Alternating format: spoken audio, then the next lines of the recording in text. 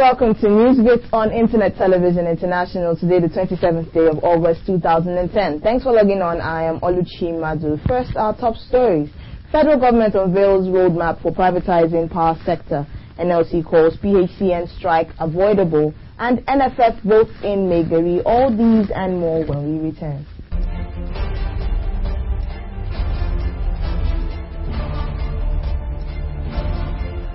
The federal government plans to sell 51% of its stakes in the 17 out of 18 successor companies of Power Holding Company of Nigeria. This is according to the roadmap to power sector unveiled on Thursday by President Goodluck Jonathan. 11 of the companies are into distribution and they will be sold in 2011. 6 are in the generation business. The government will, however, not sell the transmission company of Nigeria. But the transmission company, which is in charge of the national grid, will now be managed by the private sector. Jonathan, at the unveiling of the roadmap in Lagos, said that the federal government was preparing to leave the power sector in the hands of private operators. He explained that the government would retain the transmission grid and regulate the operators of the generating and transmission companies. The president also assured that power would be stable in 2012, the year that independent power producers would have attained 5,000 megawatts. The event was attended by 13 state governors and deputy governors, including Mr. Babatunde Fashola of Lagos State and Otumba Gbenga Daniels of Ogun State. Still on news from the power sector, the president of the Nigerian Labour Congress, Comrade Abdulwahid Omar, yesterday said that the Congress was pained that, again, the nation had been subjected to an unavoidable discomfort owing to human resource management deficiency in our government agencies. The union urged for a conscious and careful effort to bring back to the care of formulation and execution of the mandate of these new government agencies the critical concerns of the workforce. Meanwhile, the strike action embarked upon on Wednesday by the electricity workers over non-payment of their monetization arrears, amounting to about 52 billion naira, was suspended yesterday. This followed an agreement reached during a meeting held on Wednesday night between the labor unions and representatives of the federal government. In commemoration of Nigeria's 50th independence anniversary, the federal government says that 50 naira notes will now be redesigned by the Central Bank of Nigeria. The polymer note currency will now adorn the logo of the 50th anniversary. In addition, non-circulating coins which would serve as souvenirs will be launched by the President Goodluck Jonathan on September 29, 2010. Speaking through the Director General of Nigeria at 50, Ambassador Baba Kura Kaigema, yesterday in Abuja, the Secretary to the Government of the Federation, Yayale Ahmed, said that the redesigned note is expected to circulate simultaneously with the current 50 naira currency. The new 50 naira note will take the logo of the 50th Independence Anniversary celebration, and at least initially, the two notes will be circulated, together. I mean, they'll continue to be circulated simultaneously.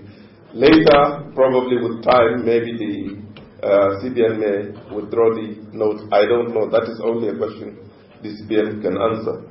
The coins that are being produced are not for circulation. They are going to be as souvenirs that Mr. President will give out to his guests, both local and international, and they are not for circulation, although they are going to be produced again by the central bank. The SGF, who refused to disclose the amounts being spent on the preparations for the event, said despite the challenges that Nigeria is facing, the country still has reason to celebrate.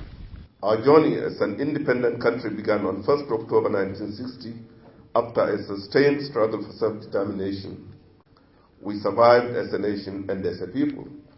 As a nation, we have gone through various eras, including an oil boom, a grueling and painful civil war, the various structural adjustment programs, many military coups and political imbroglios, ethno-religious and political machinations which we came through successfully.